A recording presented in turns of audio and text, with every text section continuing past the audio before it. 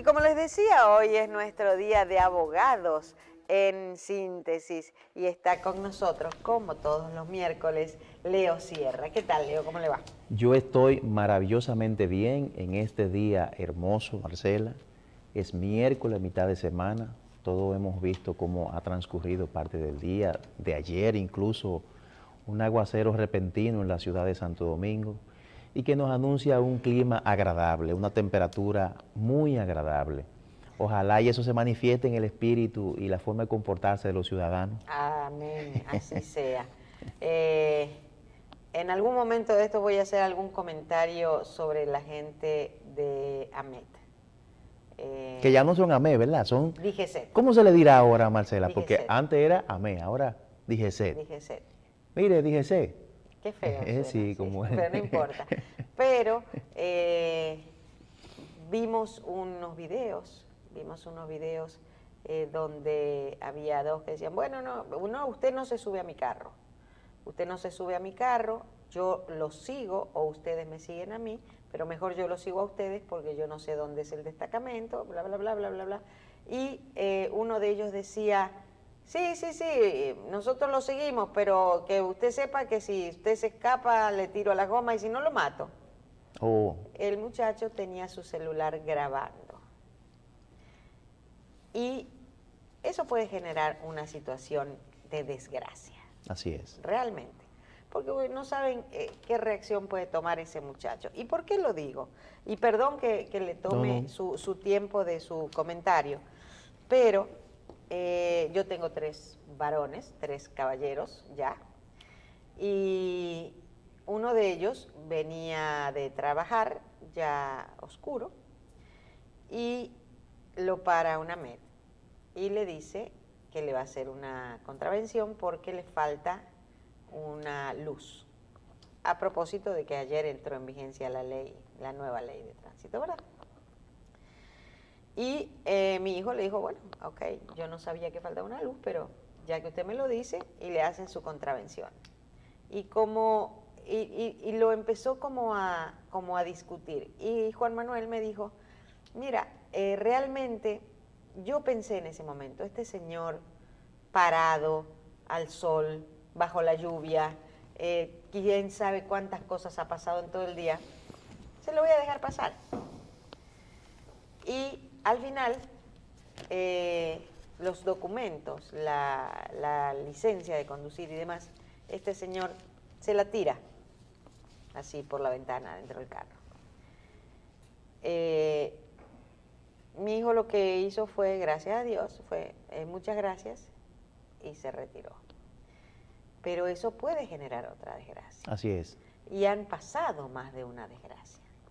Entonces, estamos hablando, yo no sé si la DGCET pertenece directamente o a nivel cascada de la Policía Nacional, pero se están hablando de nuevos protocolos, de nueva cara de la policía, de nueva cara de los militares,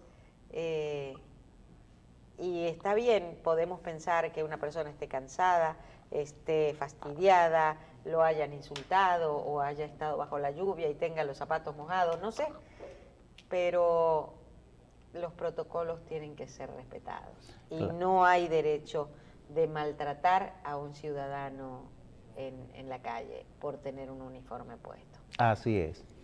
Las autoridades están precisamente para proteger a la ciudadanía y para encarrilar a aquel que está fuera de la ley. Si un ciudadano incumple con su rol, lo que tiene que hacer la autoridad es llevar a aquel ciudadano. Esos temas de protocolo y temas de actuación, Marcela, todo eso está muy bien, pero en el entrenamiento que le dan tanto a los militares como a policía, le enseñan a cultivar lo que es la tolerancia.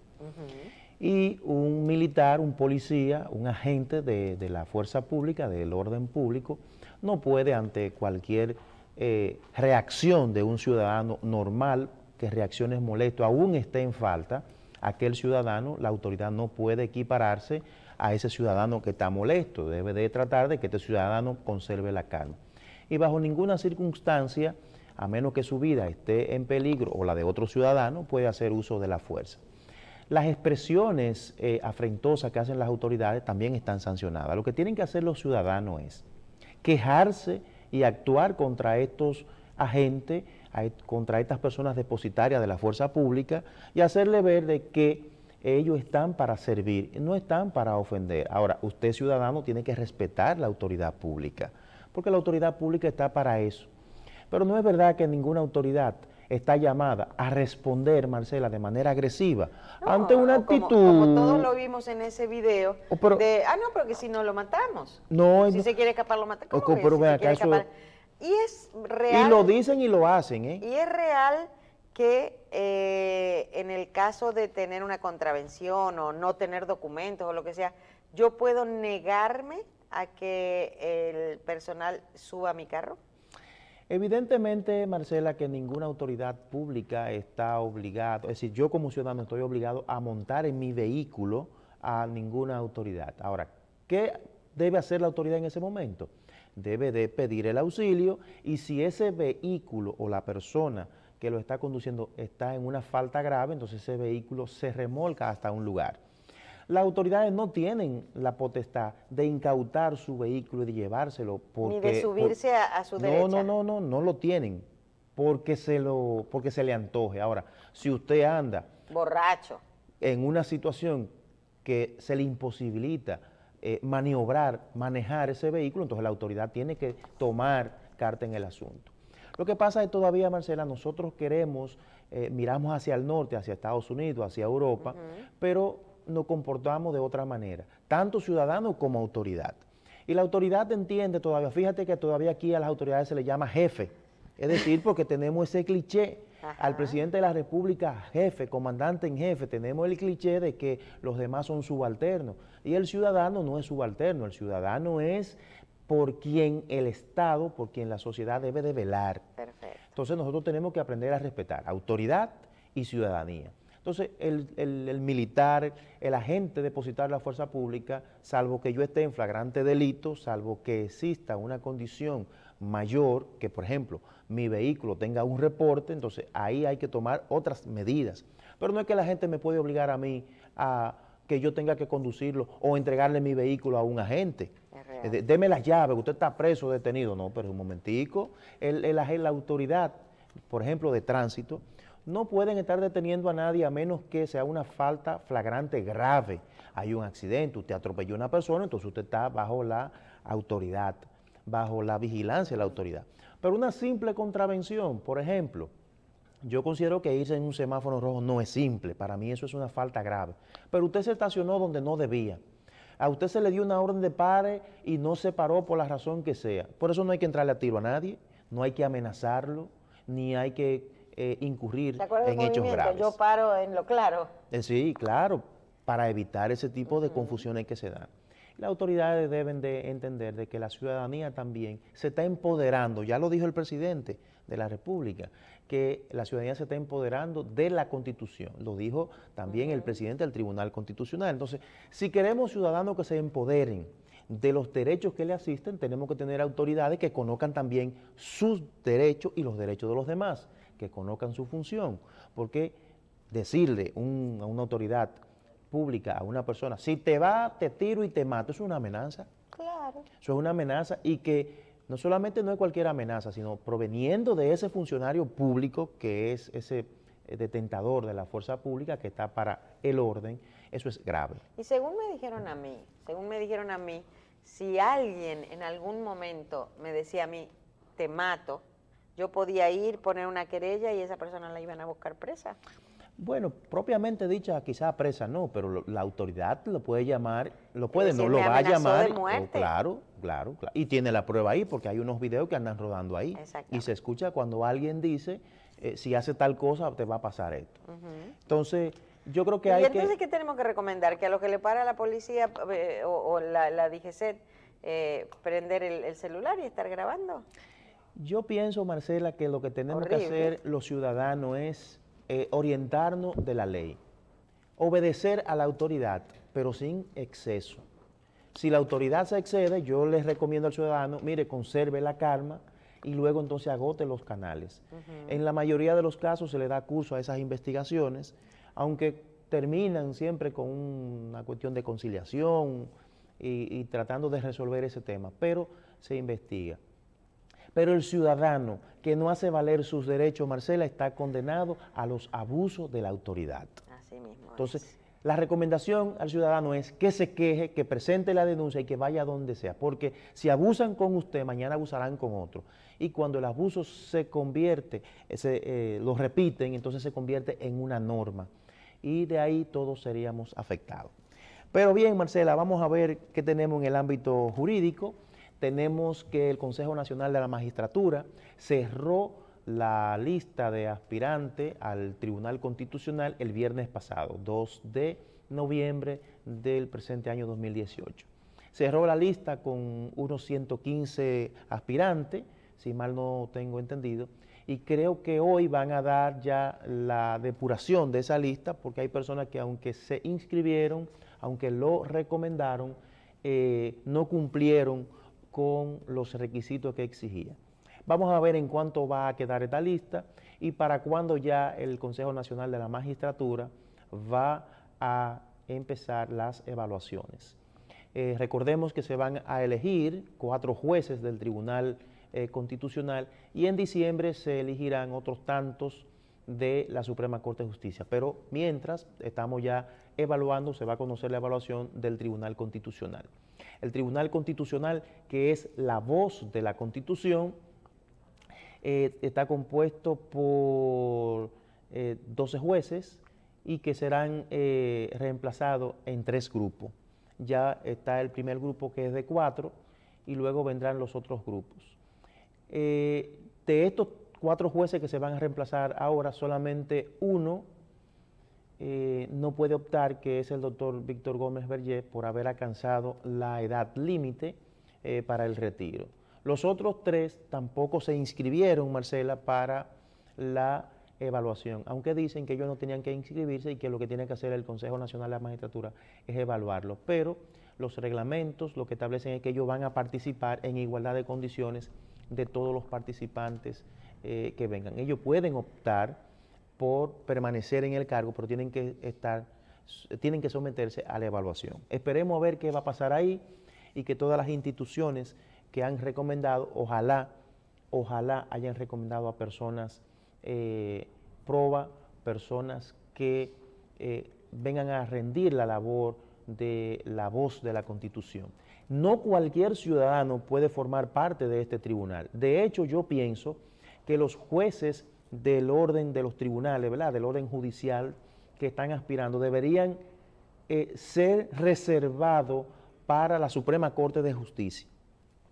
Porque este es un órgano, si bien es cierto, es la voz de la Constitución, es un órgano político, y no cualquiera, aunque usted sea juez, sea alcalde, sea regidor, lo que usted sea, puede ocupar esta posición.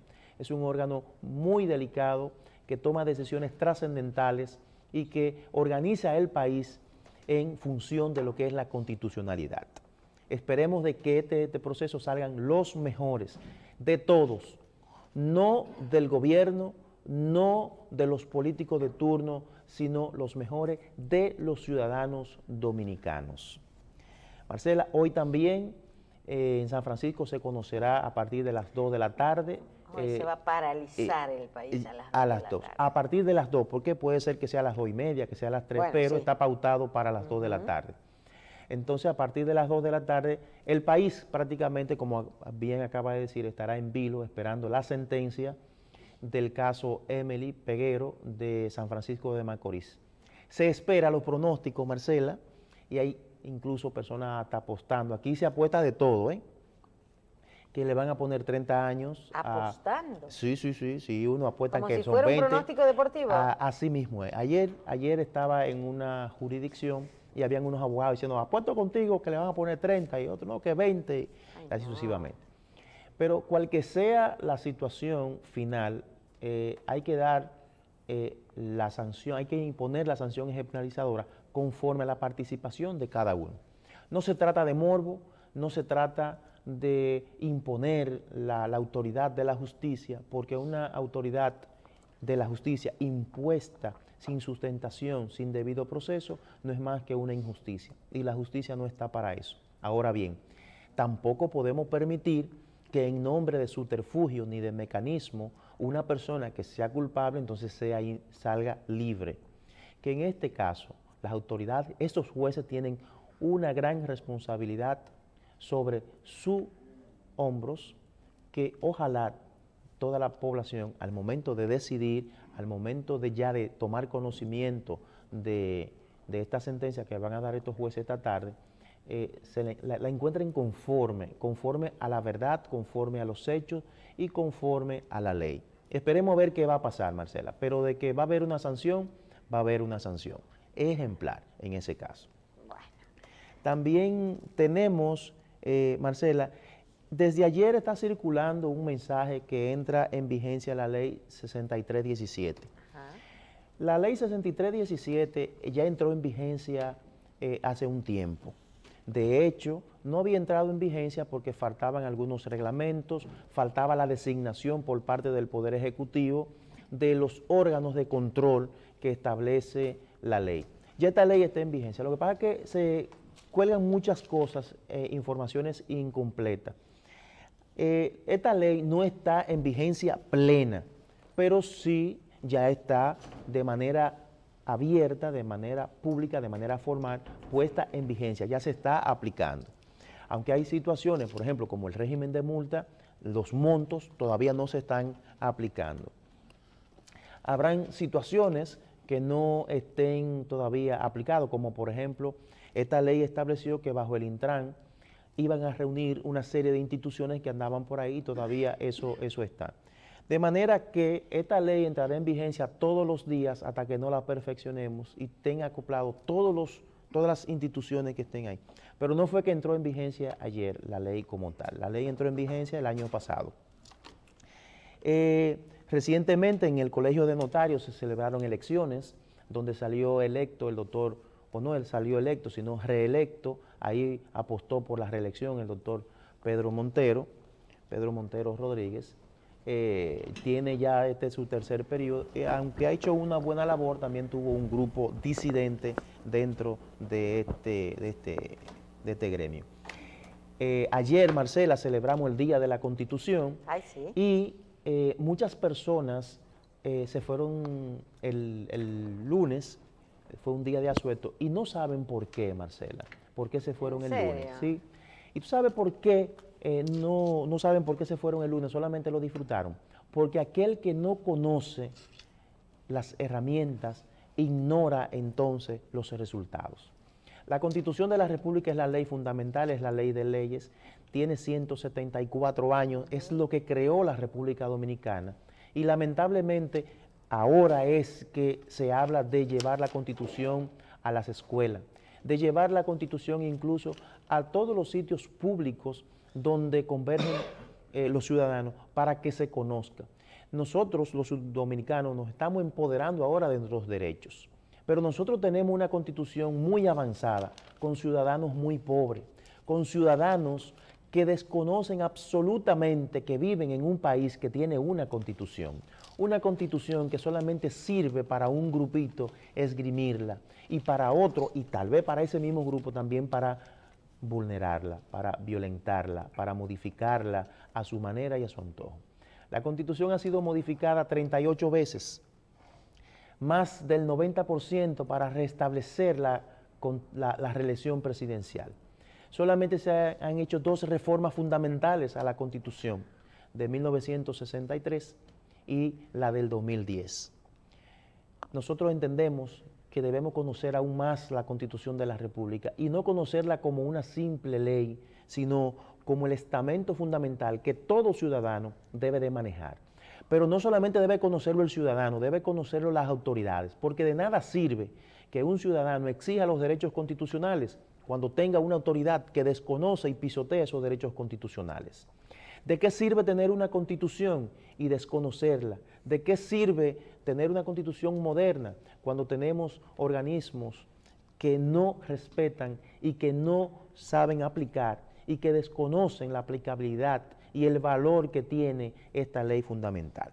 Ojalá que el 175 año que viene nos encuentre más empoderados del conocimiento y dominio de la Constitución, tanto a ciudadanos como a autoridades. Finalmente, Marcela, hemos visto y hemos hablado mucho sobre el viaje del presidente de la República China. Cual que sea el criterio que usted tenga, mire, esas son unas excelentes relaciones que República Dominicana debe cultivar, porque va a obtener muchos beneficios. Ahora bien, también tenemos que ser cautos y tenemos que tener mucho cuidado con esas relaciones, porque a través de esas relaciones vamos a obtener muchos beneficios, pero beneficios que a la larga nos pueden traer consecuencias negativas. Los chinos son muy persistentes en lo que se proponen. Ya entiendo yo, los chinos tienen pleno conocimiento de lo que es la República Dominicana, claro, y manejan al dedillo a qué se dedica República Dominicana. Y saben muy bien la relación comercial, la relación política que tiene República Dominicana con Estados Unidos.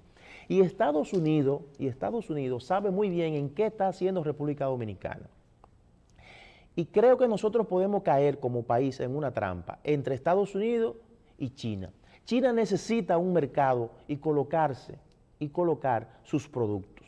Nosotros jamás vamos a tener un tratado de libre comercio con China, jamás podemos tener ese tratado. Sin embargo, lo tenemos con Europa y lo tenemos con Estados Unidos. ¿Y por qué con China no? Bueno, porque China es la zona franca del mundo, es la que produce, y nuestros productores entonces se verían afectados con ese tratado de libre comercio con China. Pero ojo con esa relación con China. Los chinos son muchos en todos los sentidos. Yo no sé cómo se va a normar el ingreso de chinos a República Dominicana. Los chinos se van a encontrar con una realidad jurídica aquí, y es que aquí la seguridad jurídica en los negocios tiene que ser fortalecida. No quiero decir que no existe, pero tiene que ser fortalecida. Aquí han venido muchas empresas de zona franca y se han ido por el tema de seguridad jurídica, porque le plantean al momento de venir una situación, le pintan un panorama y ya cuando están aquí resultan ser otro. Hay que tener cuidado con eso, porque con los chinos tienen el juego pesado. Esperemos que los famosos préstamos que se están anunciando, ya ayer anunciaron un préstamo de 600 millones para el sector eléctrico, que es el barril sin fondo de República Dominicana, donde se han invertido muchísimo dinero y todavía tenemos la crisis, los apagones de antaño. Después de Trujillo han venido estos apagones que parece ser no tienen fin y que no se van a agotar con todo lo que se ha invertido en este sector. Y lamentar el fallecimiento del doctor Juan Manuel Pellerano, que es una gloria del derecho, y este ha sido un mes trágico también para personalidades. También falleció el doctor Rafael Abinader, un músico también, Raputín.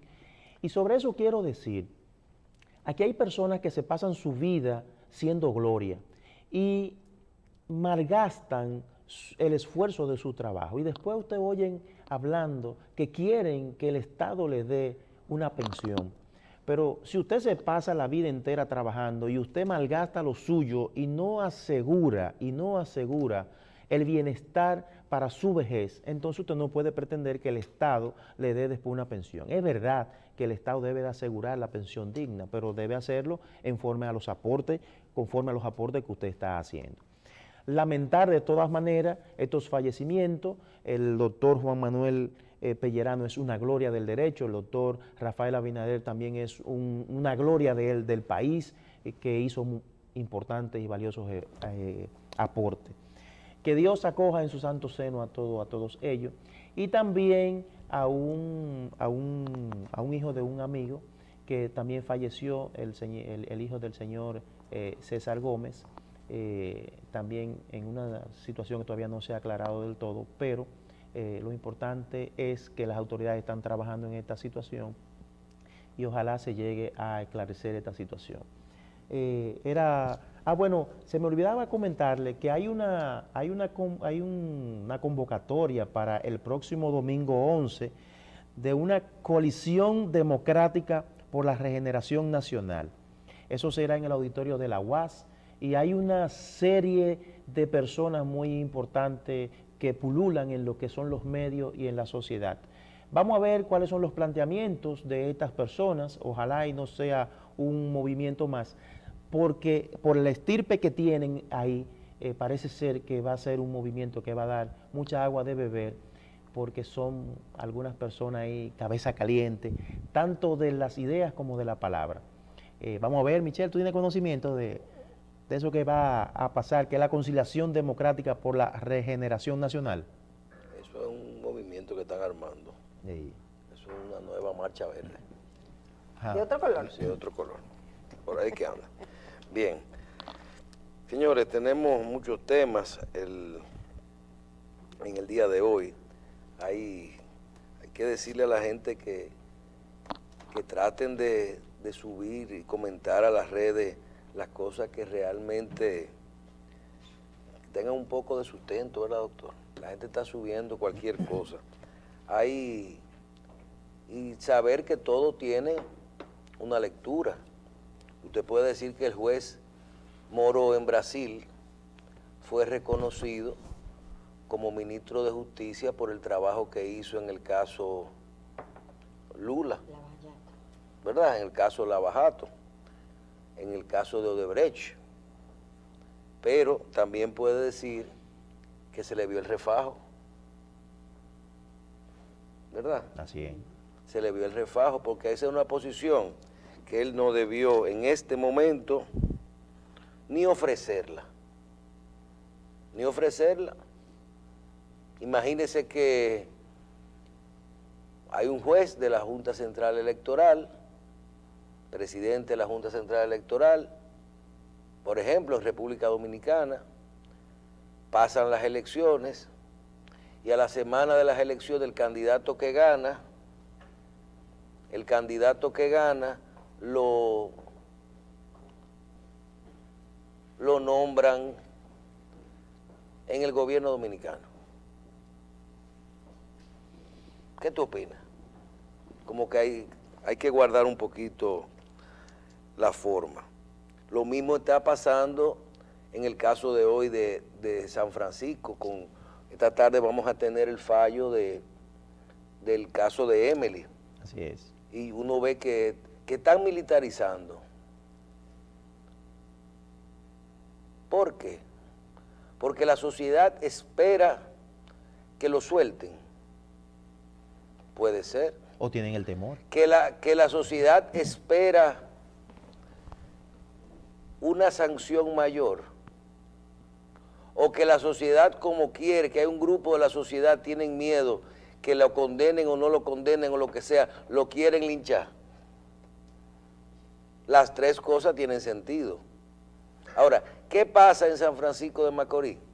Que la gente está esperando el fallo por un tema. La opinión pública condicionó el fallo. Y todo el mundo sabe que el fallo va a ser cárcel. Ahora, cuando usted se siente como ese juez, se ha sentado este fin de semana a analizar los testimonios, los interrogatorios, las pruebas, las confesiones, porque el que pide perdón es porque confiesa, ¿verdad? Entonces, y vean todo, ahora va a pasar que ese juez o tiene que ponerse los pantalones, y si en algún momento dice homicidio no voluntario, ¿cómo se llama? Sí, así mismo. No voluntario. Involuntario. Involuntario. Ya no es 30. Que hubo premeditación y alevosía. Hablamos en 30 años mínimo. En el caso del muchacho. Y en el caso de la mamá, actuó el que dijo resuelve eso, le da la complicidad. Porque antes del asesinato, lo que ocurrió de parte de la mamá fue resuelve eso. Ahora, después del asesinato, ¿hay complicidad? No. En el asesinato no. Puede haber ocultamiento de cadáver, puede haber lo que usted quiera. ¿Qué puede ser? Que ella sea culpable, pero de otra cosa. No es lo que nosotros queremos, ¿eh? No es lo que nosotros queremos.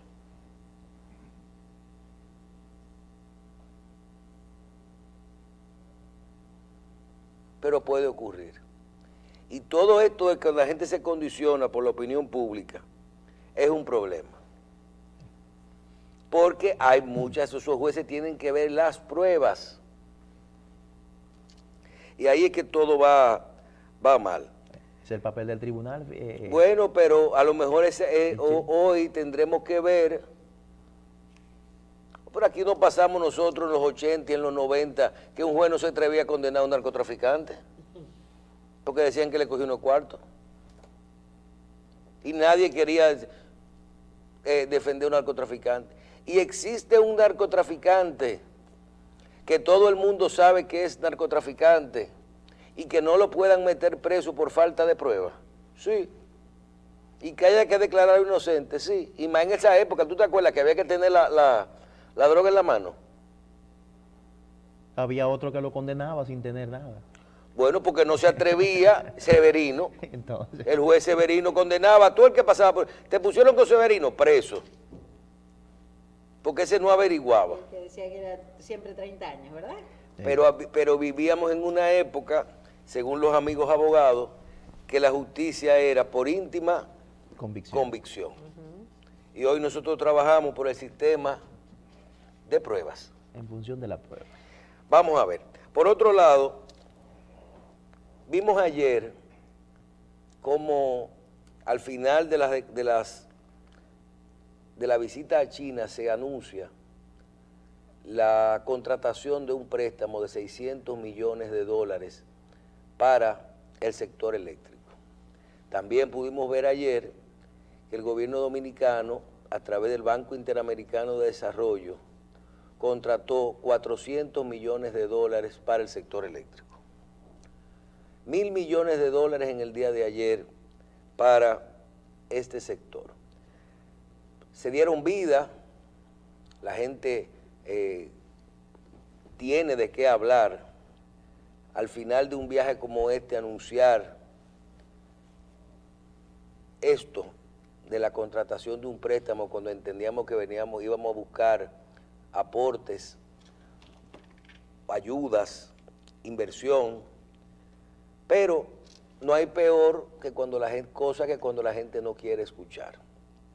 Señores, cuando el gobierno dominicano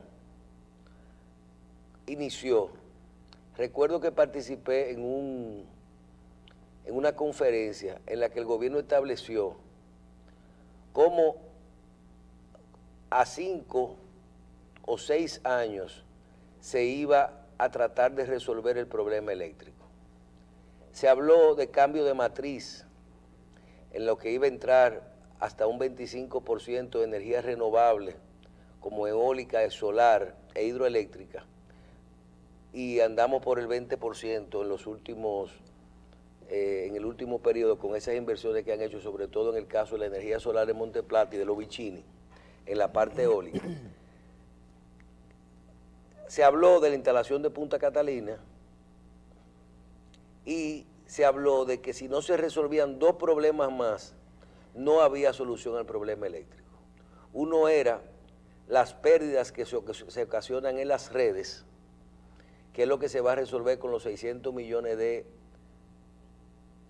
China y con los 400 millones del BID, lo que es el control del cobro y de la administración de lo que tiene que ver con el sistema, sobre todo los fraudes. Me imagino que ahí habrá todo lo que tiene que ver con esos robos de electricidad y controles para poner circuitos 24 horas, instalar comunidades que no están preparadas de una forma que se le pueda cobrar la luz. Cuando usted agarra eso, porque cuando tú hablas de redes, tú hablas de esas redes grandes de transmisión, por ejemplo, esos 700 megavatios que traen la electricidad de Catalina a Santo Domingo, ¿por qué alambre que lo van a traer? ¿Por qué alambre que lo van a traer? O esas redes que tenemos actuales que hoy envían 2.000 kilovatios y llegan 1.800. La gente no está escuchando. ¿Quién evaluó ayer? ¿Quién evaluó ayer el comentario del presidente el día que llegó a China, al segundo día, cuando dijo, pero cualquier cosa hay que hacer licitaciones para la venta de la planta eléctrica? Eso yo lo vi, ¿verdad? Sí. No se puede porque hay que hacer licitaciones. Al punto de que lo llevaron a una presión tal que el presidente, dentro del plan que tiene, parece ser que no está en vender Catalina. Nosotros hemos sugerido bastante que acaben de vender Catalina. Que lo acaben de vender. Michelle, pero todavía eso no lo han inaugurado y tú estás... Bueno, el problema es que, mira, no si lo venden, eso. óyeme, si lo venden se quita el problema de los 2.500 millones. Se quita el problema del endeudamiento, de la sobrevaluación y de todo el problema que hay ahí. Ahora, yo lo que estoy hablando es de la seña. Eso es lo que yo quisiera. Porque me gustaría que no debiéramos y eso. Ahora, si eso es lo que eso resuelve el problema. Pero por otro lado, es bueno que nosotros tengamos control de nuestra electricidad. Por supuesto. Si se juntan esas cuatro cosas, de que las plantas son de nosotros, tenemos el control de ellas, se arreglan las redes y se arregla el control del robo de la electricidad, ¿vale la pena? ¿Qué dijo el presidente al final? Ah, no, pero ¿quién dijo que nosotros estamos vendiendo plantas el día que venía para acá?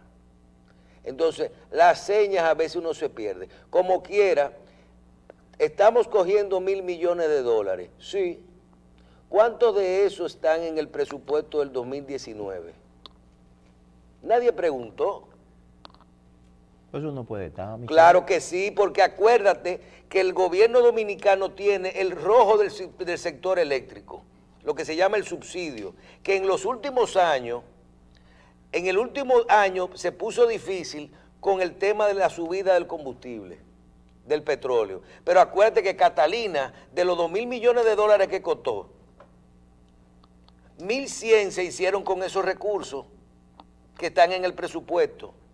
Pero otra pregunta, ¿cuánto de ese dinero va a entrar en el 2019? Y si fuera como es, ¿verdad? Entonces, la gente antes de opinar tiene que ver la partida de presupuesto. O de los $2.000 millones que están ahí, de los 3.000 para el 2019, ¿están ahí los 400? Los 400 están, los otros están como subsidio.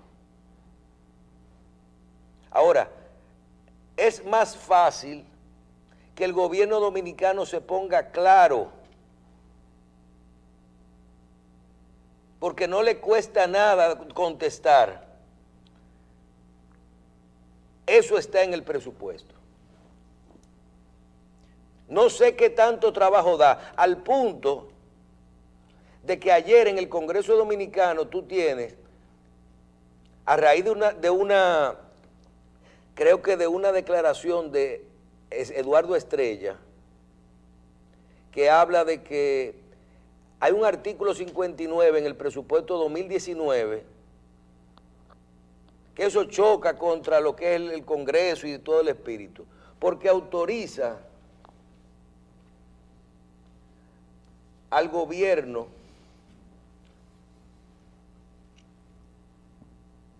a que pueda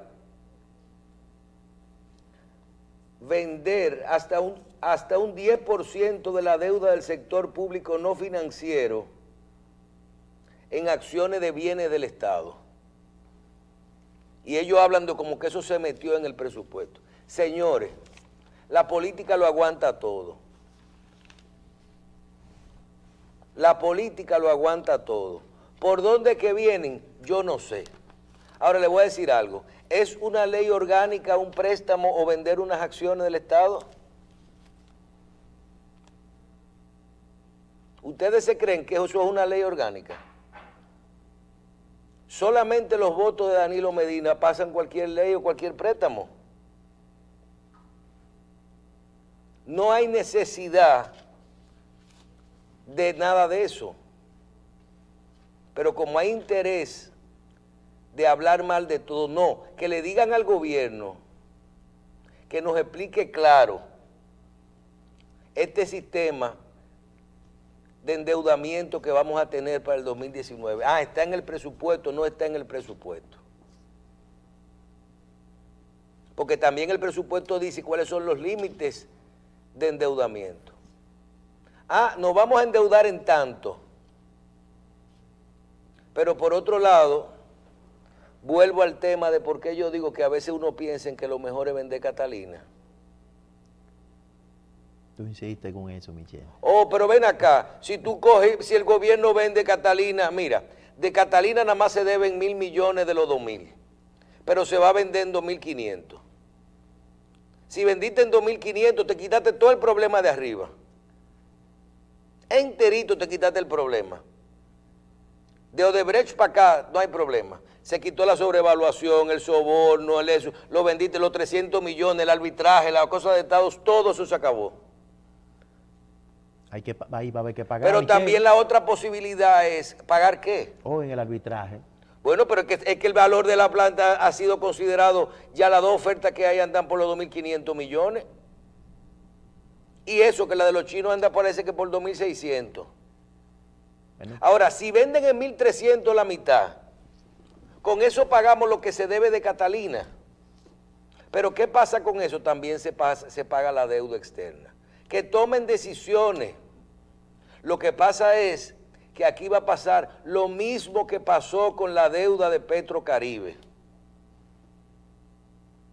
¿Se acuerdan que de un día a otro el gobierno dominicano anunció que había recomprado la deuda de Petrocaribe en el mercado internacional y que había puesto una firma americana a negociar con los venezolanos y compramos con un descuento de 1.000 y pico de millones, de 1.500 millones de dólares?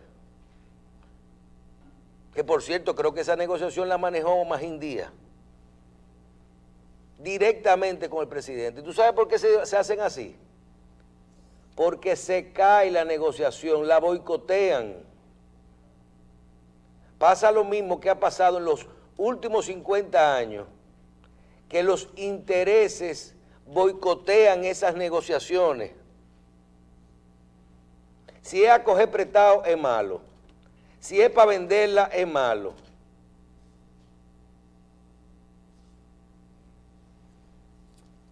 Y ahí mismito la gente dice cualquier cosa. Porque no se quiere en el fondo que el problema eléctrico se resuelva. No se asusten que un día ustedes encuentren que venga, mira, pasado mañana y digan, ya llegamos de China, le queremos anunciar que la República Popular China nos ha dado un financiamiento de 40.000 millones de dólares al 2%. Ah, pues vamos a pagar la deuda, Michelle. Perfecto, te voy a poner un ejemplo. La República Popular China anunció 300.000 millones para América Latina. 300.000 de inversión. Y si la inversión es financiera, es que los chinos no van a dar nada, Michelle. te estoy diciendo, no importa. Nada por nada. Yo estoy diciendo, escúchame, yo estoy poniendo un ejemplo de que cuando se está haciendo una operación de ese tamaño, o por ejemplo, que el valor del dinero que vamos a coger en el 2014, en el 2019, en vez de al 6% sea al 3%. Significa en vez de pagar 130.000 millones de pesos en intereses, pagamos 65. pero esas operaciones no se pueden decir. O que China podría pagar lo que debe Catalina y traer 600 megas más. Otra Catalina, sí. Sin costo para el Estado. ¿Ustedes saben lo que van a hacer todos los generadores? Fabricar 10 rompeolas por donde quiera que vaya entre esa planta. Aquí hay gente cobrando dinero mensual con planta pagada. Es un tema de intereses. Pero, como lo más importante es decir que se cogieron en un día 1.000 millones de dólares, sigamos por ahí. Sigamos por ahí. Porque realmente lo que hay detrás de esto es peor. Es peor. Inclusive del lado del gobierno. Aquí no se había hablado más de reelección que en la última semana. Porque por eso es que la dañan. ¿Verdad? 4 diputados y senadores están hablando de reelección. Y ministros también. Y uno hinchinchando, porque el que anda bebido con cuarto de una rueda de prensa en el... Y tres candidatos presidenciales. ¿Qué dijo Amarante en esta semana? Voy a esperar hasta marzo. ¿Y Reinaldo? No recuerdo. Lo mismo. Ah. En marzo. En marzo. ¿Y Gonzalo Castillo? Hasta el presidente Que el dijo... presidente que decide. Hasta el presidente habló de marzo. Marzo va a ser muy importante. Sí, pero también el que coge el discurso, la entrevista de Alicia, que la vamos a buscar, también dijo marzo, junio. Para que después no se asusten. Es verdad, sí. Dijo marzo, junio, para que quieren una decisión de tantas cosas. Es un cuco que hay. Pero no importa, tendremos muchos años de problema eléctrico. Con tantos temas para darle funda al gobierno. Por todos los lados. Pero desde que yo llegué al país, que el problema eléctrico No, y desde que yo nací. Siempre bueno, yo no puedo hablar de antes, pero que ya se va a solucionar. Te estoy diciendo que es que no hay interés que se resuelva. Y cada vez que tú anuncias por dónde que viene la pelota, entonces le ponen una cosa para que no la batee. Porque es demasiado. Miren, le voy a decir algo. En el 2012, la factura eléctrica mensual era de 200 millones de dólares. Lo que el gobierno le paga mensualmente a los generadores en el 2012 era de 2.100 millones de dólares.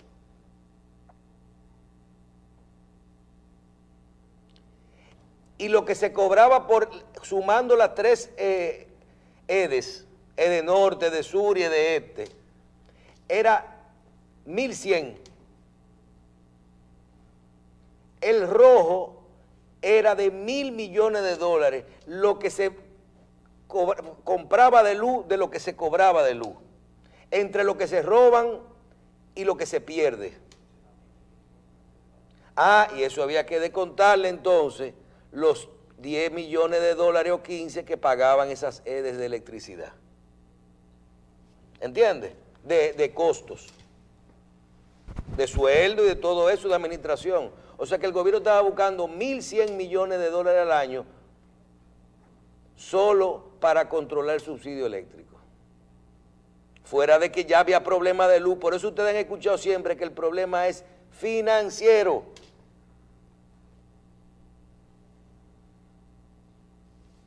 Si hubiera dinero, hay luz cara, porque aquí se produce mucha luz, pero cara.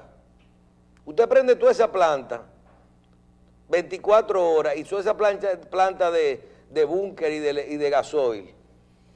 Y vamos a tener luz carísima, pero vamos a tener luz. Prenda la planta de su casa y no la apague para que usted vea que no se le va. ¿Verdad? Como quiera, vamos a ver muchas cosas ahora hasta marzo. ¿Verdad? Sí. ¿Y después de marzo? Michelle, a mí me gustaría hacer una pregunta, y perdón que te interrumpa. Dicen algunos legisladores que ven una lesión en el Congreso en el artículo 59 del presupuesto.